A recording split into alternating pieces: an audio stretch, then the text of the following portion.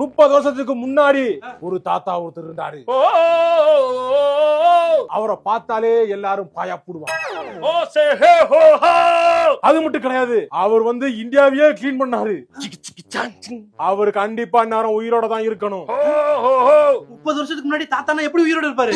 இருப்பாரு. அப்புறம் படம் எடுக்க வந்துட்டுங்க பைக்ல தத்தி. இப்ப வந்து என்ன டவுட் உனக்கு? லாஜிக்ல நீ இதா வருவ. நீ ஆனா அவர் எப்படி நான் கண்டுபிடிப்பீங்க? அதுக்கு ஒருத்தர் இருக்காரா. இதுக்குன்னே படத்துல ஒரு கேரக்டர் இருக்கு. அது வரும் பாரு. இப்ப வரும் வந்துருச்சு பாத்தியா? நான் தாத்தாவை பார்த்தேன் ப்ரோ. பாத்துட்டியா? தாத்தா வந்து தாய்வான்ல தாய்பையில இருக்காரு ப்ரோ. தாய்பையில என்ன பண்றது? தாய்பையில குங்ஃபு மாஸ்டர் இருக்காரு ப்ரோ. குங்ஃபு மாஸ்டர் இருக்காரா? ஆமா, அவர்ட்ட சொல்லி உங்க வீட்டுக்கு அனுப்பி விடுறேன். அனுப்பிடுங்க. வர்றப்ப உங்களுக்கு ஏதாவது திங்கிறக்கு வாங்கிட்டு வரணுமா கேக்குறாரு. என்ன ப்ரோ வேணும்? அங்க ஏதாவது ஸ்பெஷல் ஐட்டம் தான் வாங்கிட்டு வந்து. ஸ்வீட் குனாஃபா அன்னைக்கிடோ ப்ரோ.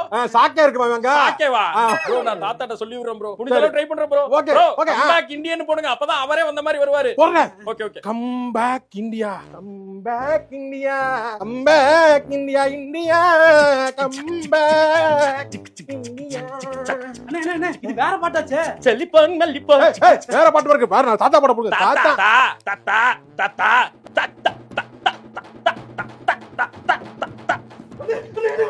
தாத்தா ஒரு பார்த்தா குட்டி தாத்தா. குட்டி தாத்தானா? குட்டி சாத்தா கிடையாதுடா.